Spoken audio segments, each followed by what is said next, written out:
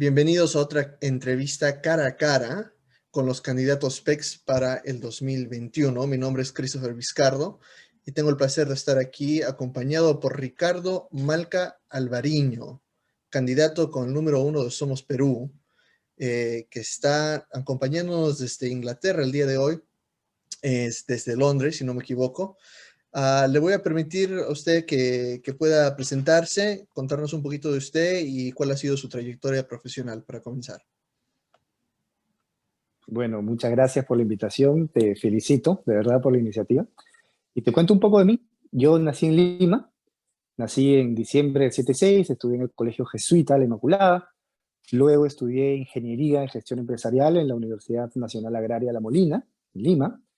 En la universidad, parte de los estudios, porque es la dinámica de la universidad, hice una parte de los estudios en Satipo, otra en Ancash, como unas 6 horas de Huaraz, en un lugar que se llama Canrey. Luego de la universidad ingresé a la Academia Diplomática, me gradué como diplomático de carrera. He trabajado en el Ministerio de Relaciones Exteriores en Lima, en la Dirección General de América, y en la Dirección de Mecanismos de Integración Sudamericanos. En el exterior he sido cónsul adscrito del Perú en Washington, D.C., he vivido en los Estados Unidos, en Washington. Luego he trabajado en la Unión de Naciones Sudamericanas en el Ecuador, he sido director de cooperación internacional de la Unión de Naciones Sudamericanas en Quito, y luego consejero en la Embajada del Perú en el Reino Unido. Bueno, eso en cuanto a trayectoria profesional. En cuanto a estudios, tengo una maestría en gerencia política por la George Washington University, maestría en relaciones internacionales por la Academia Diplomática del Perú y un curso de altos estudios en administración pública por la Academia Diplomática del Perú también. Una cosita más que le voy a preguntar. Me parece, por ahí escuché de que usted alguna vez fue parte de una expedición a la Antártica. Sí, sí, sí, claro que sí. Porque, bueno, el Perú es más grande de lo que a veces vemos en el mapa, ¿no? Ahora somos 50.000 kilómetros cuadrados más grandes en cuanto al mar, pero también, aunque no soberanía, sí tenemos presencia en la Antártida. Tenemos una base de investigación en la Antártida que es muy importante para nuestro país y sobre todo en un contexto de cambio climático como el que estamos viviendo. Claro, claro, muy, muy curioso. No todo el mundo tiene la oportunidad de poder explorar la Antártica. Me parece muy interesante. Le quiero preguntar una cosa que especialmente para los jóvenes de mi generación está muy, muy presente. Usted apoyó las marchas de noviembre pasado. ¿Cuál es su opinión sobre lo que ocurrió en noviembre?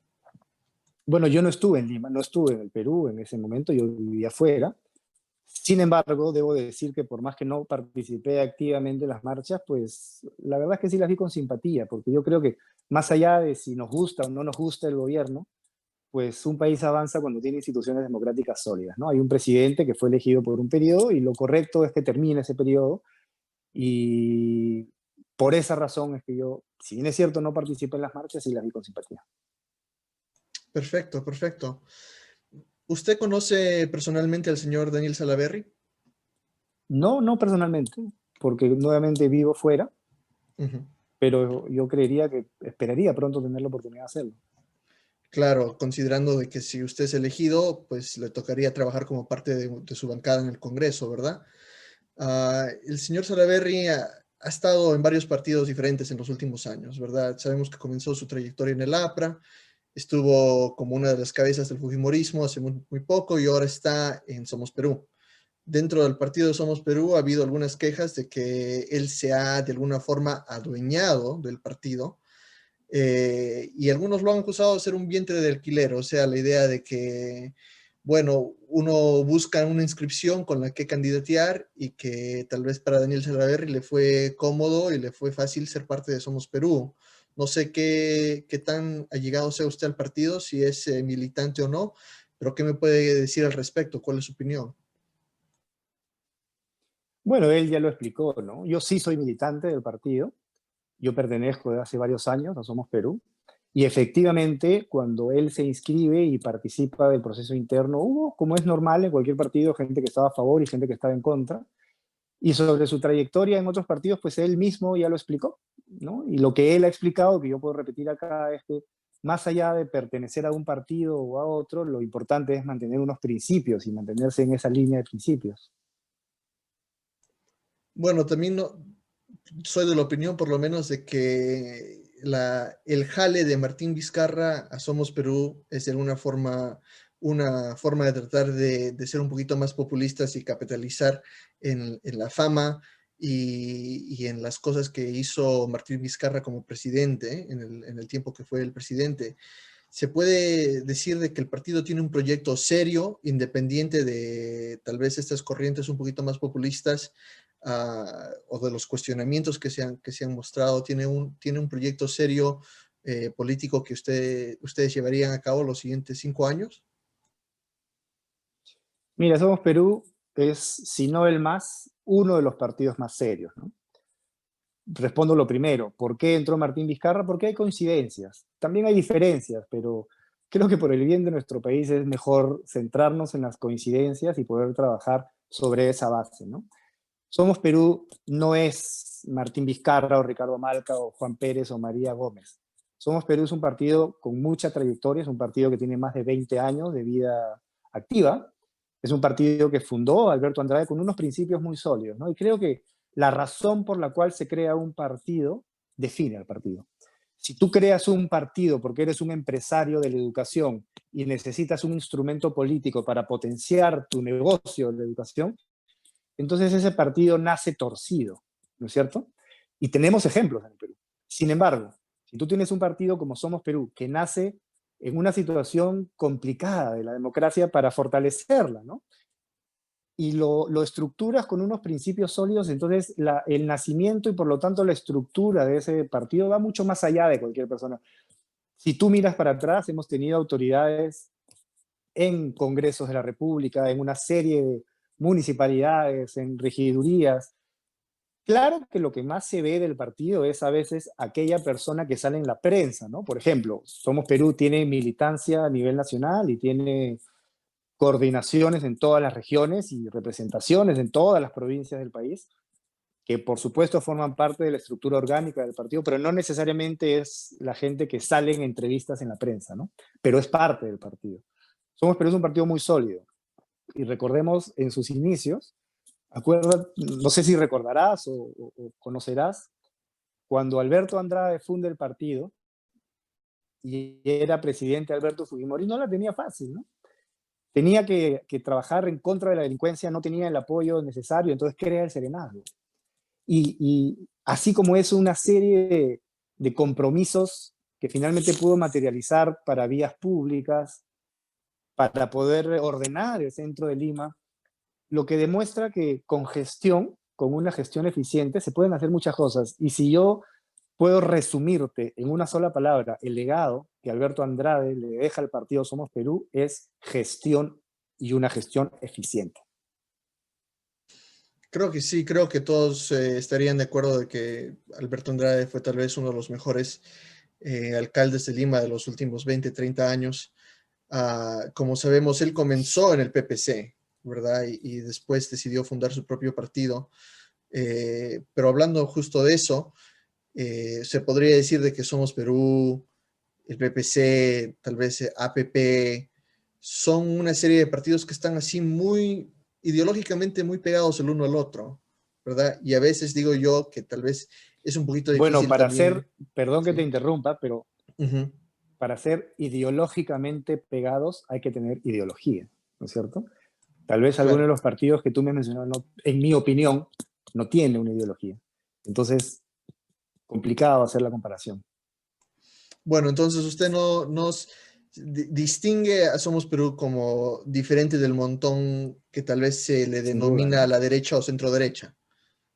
Sin duda, ¿no? Sin duda. Diferente del montón, pero sin ninguna duda, ¿no? Y lo ha demostrado, además. Y además Somos Perú es un partido que tiene una base muy fuerte en el país. Somos Perú tiene un cariño muy grande en pequeños pueblos, en distritos, en provincias a nivel nacional, lo que ha resultado en que en elecciones anteriores le ha ido muy bien, ¿no? Y las autoridades, muchas de las autoridades que Somos Perú tiene, son autoridades muy queridas en sus ciudades. Ujú, entiendo. Entonces, otra pregunta que le quiero hacer es, de llegar al Congreso, hablando específicamente de la campaña que estamos ahorita, ¿cuáles serían sus principales propuestas para los peruanos en el extranjero? O sea, ¿cómo usted piensa mejorar o ayudar a dar voz a los que vivimos en el extranjero? Es muy sencillo, mira. Yo tengo más de 10 años viviendo fuera del Perú. He vivido en Estados Unidos, he vivido en el Reino Unido, he vivido en el Ecuador. Entonces, si bien es cierto, la realidad del peruano en el exterior es muy variada y muy diversa, algo de esa realidad conozco porque la he vivido también, ¿no? Y el peruano que vive fuera quiere mantener vínculos con su país, de todo tipo, ¿no es cierto? Algunos vínculos muy personales, los vínculos familiares, sociales, pero hay un vínculo aún no aprovechado de la mejor manera y es el vínculo económico. Mi objetivo de llegar al Congreso es crear esos vínculos económicos entre el peruano del exterior y el Perú, por una razón muy sencilla, ¿no? Y es que el peruano que vive fuera conoce dos realidades. Conoce la realidad de donde viene, el Perú tiene contactos, tiene gente, conoce los mercados, conoce el ambiente donde se mueve, los productos que se consumen, el potencial, y al mudarse al exterior, lo mismo, pero fuera. Entonces, con el conocimiento de esas dos realidades, hay un potencial para hacer negocios tremendo que no es aprovechado porque, vamos a decirlo, pues no existe el marco legal ni la promoción para que esto ocurra. Mi objetivo es que ocurra. Ok, pero hablando un poquito más en detalle de eso, ¿qué exactamente, qué tipo de beneficios, o sea, tendría usted con este proyecto de ley, por decirlo así, el Muy peruano del sencillo. extranjero en hacer negocio en Perú? Mira, muy sencillo. Primero, que pueda abrir una empresa y gestionarla con las instituciones públicas totalmente por Internet. Hoy día, si tú quieres abrir una empresa, tienes que tener un poder. Tú no puedes, en el proceso de crear una empresa, por ejemplo, inscribirla en registros públicos, si no es o personalmente o a través de un poder. Si tú vives fuera, sabes tú que tú no puedes hacer trámites con SUNAT, más allá de que tengas una empresa o no. No puedes hacer trámites con SUNAT domiciliado en el exterior, no lo puedes hacer, es absurdo, ¿no? Entonces, hay que aplanar esa pista para que el peruano en el exterior pueda abrir una empresa y gestionarla haciendo uso del Internet. Tú vives en Estados Unidos, allá se hace así. En el Reino Unido es igual.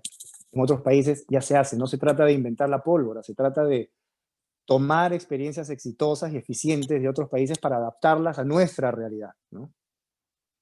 Y bueno, y de eso se cuelgan una serie de beneficios, más allá o además del beneficio de estrechar esos vínculos económicos con lo que gana el peruano en el exterior, pero también gana en el Perú, hay una serie de beneficios que se descuelgan de eso. Por ejemplo, si yo vivo en el exterior y mando remesas y luego voy a poner una empresa, ¿no es cierto? Y la persona que recibe las remesas que yo envío todos los meses me va a ayudar a trabajar esa empresa. Es decir, podemos considerarla como un empleado, un trabajador de esa empresa que yo he creado. Entonces, estoy formalizando a la persona porque la remesa se puede convertir en su salario. Y al ser formal va a ser sujeta de crédito y va a tener derecho al seguro social y va a tener derecho a la jubilación. Ese es un valor agregado que se le puede dar a este fortalecimiento o a esta creación de vínculos económicos de los peruanos en el exterior con el Perú. Interesante, me parece muy interesante. Le doy mucho la razón, especialmente de que la burocracia peruana parece ser un monstruo inacabable. Me ha tocado lidiar con el consulado en el pasado y uno puede llamar muchas veces al consulado para pedir un servicio o para consultar algún trámite y parece que dos personas diferentes le dan dos guías, dos instrucciones diferentes de cómo hacer el mismo trámite. ¿Cómo podemos tal vez ayudar a que el servicio los consulados peruanos, usted que también ha tenido experiencia o trabaja con los consulados y embajadas, para que se mejore el servicio a los connacionales en el exterior? Mire, es muy sencillo, porque hay que aclarar algo. Hay muchas voces que dicen hay que reducir el Estado, ¿no es cierto? Hay que tener menos gente en el Estado. Y en algunos sentidos tienen razón. En algunos casos eso es importante, pero no en todos. El ejemplo que tú me mencionas, por ejemplo, es una cuestión muy sencilla, es una cuestión de recursos. Si yo tengo 5 personas para atender a 80.000 ciudadanos, por más que trabajen 14 horas al día esas personas, siempre van a haber complicaciones. Es una cuestión de recursos, por un lado. Y por el otro, uso de tecnología, pero nuevamente, para usar la tecnología se requieren de recursos, ¿no? Y ya que mencionas eso, yo creo que hay un tema muy importante, ahora que se ha abierto el distrito electoral de los peruanos en el exterior, que es el distrito 27, ¿no? El distrito electoral en el Perú es el equivalente a una región, ¿no es cierto? Y cada región tiene una partida presupuestaria que usa para una diversidad de cosas, ¿no? Yo me pregunto, ¿por qué el distrito electoral de los peruanos en el exterior es la excepción? No debe ser la excepción. El distrito electoral de los peruanos en el exterior debe tener una partida presupuestaria. Y esa partida presupuestaria se debe usar para cosas muy concretas que beneficien a los peruanos que viven en el exterior. Por ejemplo, la optimización de los servicios consulares, como lo acabas de mencionar. Por ejemplo, la asistencia a los ciudadanos peruanos que caen en desgracia en el exterior. Y me refiero a dos tipos muy puntuales de peruanos por mi experiencia, que he conocido, ¿no? El primero de ellos es el que todavía la sigue luchando en el exterior y se queda sin trabajo. Y quiere regresar al Perú y no puede, porque no tiene el dinero para regresar al Perú.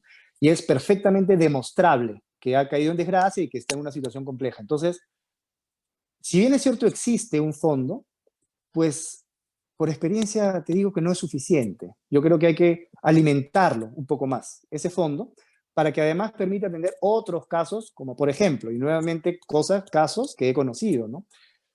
Una mujer en el Perú se enamora de un extranjero, es muy enamorada, se casan, se van a vivir fuera, ¿no? Y resulta que la persona, la mujer peruana en el exterior termina siendo víctima de abuso. Y lo complicado es que su nuevo entorno en el exterior es el entorno de su pareja, sus amigos, la familia, ¿no? Entonces, esta persona quiere regresar al Perú o quiere alejarse de esa realidad y necesita o la asistencia para regresar al Perú o la asistencia para un alojamiento temporal hasta que pueda estabilizar su situación. Obviamente tienen que ser casos muy estudiados, casos muy puntuales, casos realmente donde exista de manera comprobada la necesidad, pero para casos como esos puede usarse esta partida que no tiene por qué ser extraordinaria para los peruanos en el exterior o para hacer campañas de asistencia legal. Tú vives en los Estados Unidos y me puedes contar o sabes cuánto te cobra un abogado allá, a veces para hacer consultas muy simples. Y existen personas, muchas veces peruanos, que son abogados, que se gradúan de Derecho y tienen toda la buena voluntad de hacer campañas de asistencia legal que con una inyección pequeña de recursos de repente podrían multiplicar esas campañas. Campañas de asistencia legal, campañas de salud, de atenciones de salud básicas, y campañas también de capacitación empresarial para poder darle contenido a esta creación de empresas de la que estamos hablando. Claro, muy interesante. Sí, sí, sí. Honestamente, me parecen muy interesantes sus propuestas y que, bueno, yo creo que si se aplican serían muy beneficiosas para la comunidad. Vamos a cambiar un poquito de tema. Otra cosa que especialmente desde de los partidos de izquierda se ha estado proponiendo y se ha estado comentando es la idea de una asamblea constituyente y una nueva constitución. ¿Qué opina usted sobre esa propuesta? Bueno, es un tema muy delicado, ¿no? Es un tema, sí, por supuesto, he escuchado que hay propuestas que incluso piden que el mismo día de la elección se instale una nueva ánfora para que la gente decida si hay que cambiar la constitución o no. Yo no le corro al debate, pero sí creo que es algo que hay que tomar con mucho cuidado, ¿no? Cambiar la constitución no es cambiar cualquier cosa, es cambiar la norma madre del país. Y yo creo que es perfectible, por supuesto que es perfectible, pero esa perfección, si es que se da, se tiene que dar producto de un debate. ¿Qué cosa es lo que queremos cambiar? ¿Qué cosa es lo que queremos mejorar? ¿De qué manera? ¿Qué opinan las partes involucradas? Y a partir de ese debate, al cual creo yo que ningún partido le corre, creo que todos están en línea con esa discusión, pero dar esa discusión y a partir de ese debate, pues decidir las vías que se pueden tomar, ¿no? Bueno, ¿qué propondría usted que podríamos hacer sobre la crisis sanitaria y económica que está pasando el país en estos momentos? Si usted estuviera ahorita mismo en el Congreso, ¿qué diría sería tal vez una solución o una estrategia para poder sacar al Perú de esto que estamos viviendo en este momento? Wow. Mira, es un tema muy complejo. Creo que si existiera algo tan sencillo como una fórmula mágica para salir de la crisis, pues ya varios países lo hubiesen usado. No hay una fórmula mágica. pero sí hay algo que podríamos llamar sentido común y aplicación del conocimiento, ¿no es cierto? Si queremos superar la crisis sanitaria, pues creo que los médicos, las autoridades sanitarias más ilustradas, digamos, pues coinciden en todos los cuidados que hay que tener mientras llega la vacuna para poder vacunarnos de acuerdo a unas categorías, primero de la población vulnerable y luego el resto de la población, en cuanto a lo sanitario, ¿no? Ahí también recae una responsabilidad muy grande en las personas, porque son las personas las que nos tenemos que cuidar. El Estado tiene su parte y las personas tenemos la nuestra, ¿no?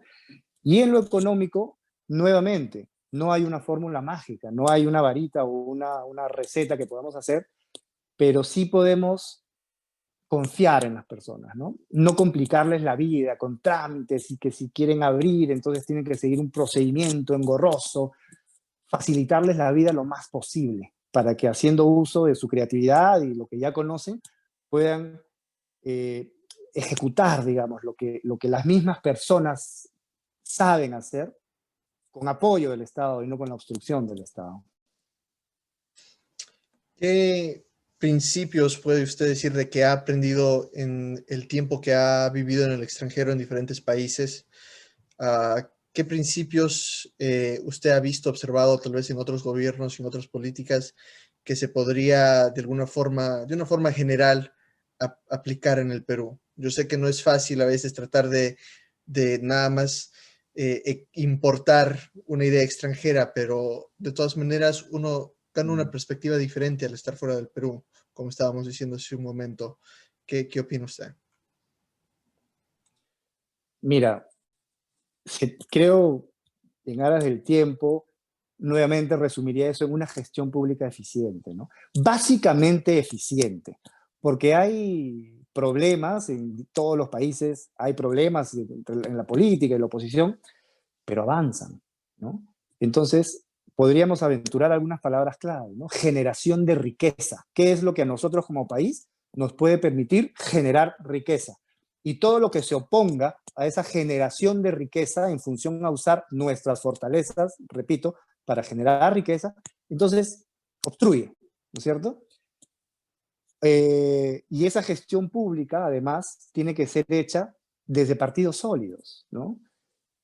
Una de las tareas pendientes que nosotros tenemos en el Perú es terminar de fortalecer nuestros partidos, porque ahí empieza todo, ¿no?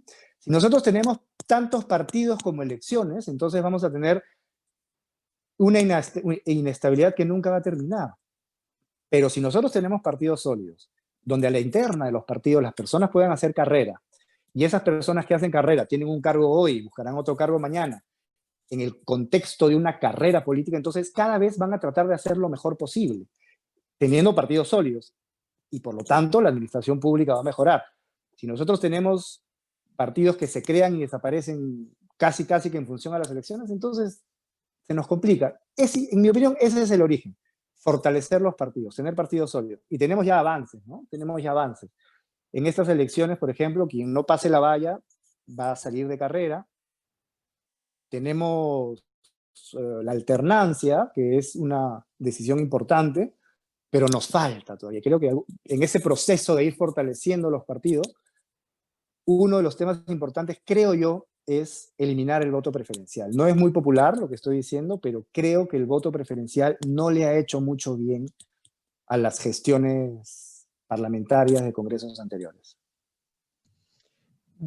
Yo entiendo la idea de eliminar el voto preferencial, pero por lo menos yo como ciudadano a veces me siento un poquito incómodo no teniendo la opción de qué persona voy a escoger yo, sino de que poner todas mis fichas al partido y esperar de que el partido reaccione y que esté dispuesto a escuchar mi voz.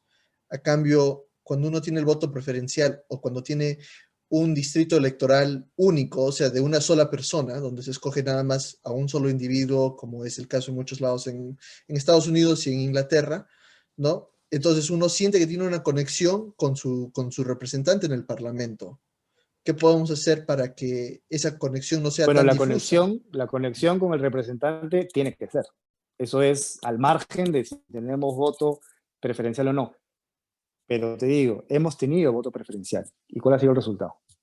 Entiendo la lógica, es decir, yo puedo tener la libertad de poder elegir a quien sea, pero para que yo pueda eliminar el voto preferencial, pues hay otros pasos previos, hay unas primarias, hay candidatos que se presentan a las primarias de los partidos.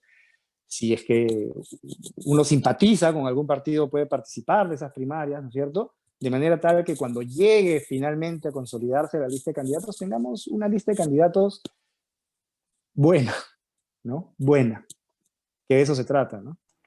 No, no es por querer complicarle un poquito más las cosas, pero por ejemplo, las elecciones primarias en Estados Unidos y en el resto del mundo no se dieron, solo fueron en Perú.